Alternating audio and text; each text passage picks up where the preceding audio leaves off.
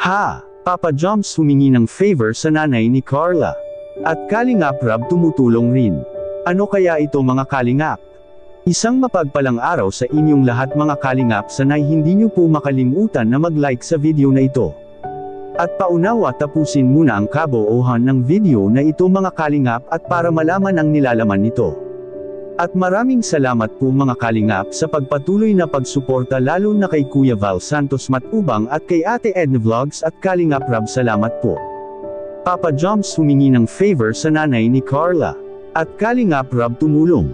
Ano kaya ito mga Kalingap, yan ang atin nang malalaman mamaya. Pero bago yun ay pag-usapan muna natin ngayon mga Kalingap ang patungkol sa jump car at patungkol sa lakad ng Team Kalingap sa Baguio. Unahin na natin mga Kalingap ang pagpunta ng Baguio. Ngayong buwan ang pagpunta ng Team Kalingap sa Baguio dahil doon rin celebrate ang birthday ni Kuya Val mga Kalingap. Maalala natin noong pagpunta nila sa Baguio ay sa kaarawan rin ito ni Kuya Val. Marami na kasing nag-aabang at nagtatanong pa tungkol dito dahil gusto rin ng mga viewers doon sa Baguio na makita at ma-meet rin nila ang Team Kalingap at pati na ang mga love teams na makakasama sa Baguio mga Kalingap. Magandang pagkakataon ito para sa mga taga-subaybay ng mga love teams na malapit sa Baguio, maaring makikita at makikilala talaga nila sa personal ang mga love teams kung magkataon na makapunta rin sila sa papasyalan ng Team Kalingap sa Baguio. Samantala sunod-sunod ang biyaya ng jump car dahil sa may nagbigay sa kanila ng pambili ng lupa, walang iba ang solid sponsors ng jump car na si Tita Jenny mga Kalingap at sa buong ka-jump car community ang Jump Car 810 at iba pa mga Kalingap. Marami pong salamat po mga Kalingap sa pagmamahal niyo po sa jump car. Dahil unti-unti na nilang nabubuo ang kanilang pangarap. Plano ni Papa Joms at Carla sa lupa na ito ay papatayuan nila ng bahay nilang dalawa mga Kalingap.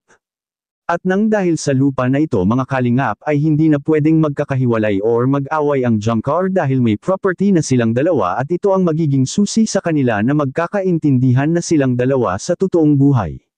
Naipagsabi nga natin mga Kalingap sa nakaraang upload natin patungkol sa jump car na silang dalawa ay mag-jewel na at hindi lang muna ito inamin nilang dalawa at para na rin may privacy sila mga Kalingap.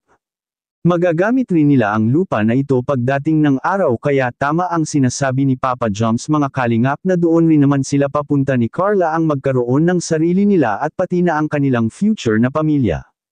Grabe, to the next level na talaga ngayon ang jump car habang tumatagal lalo pang tumitibay silang dalawa sa kanilang tambalan. Kahit na si Kalingap Rab ay nakapagsabi mga Kalingap na si Carla, Anya at Papa Joms kahit na saan sila tingnan magkapareho ang hilig nilang dalawa lalo na sa pagkain at higit sa lahat bagay na bagay sila hindi lang sa panlabas na anyo at pati na ang kanilang mga gustong makamit sa buhay.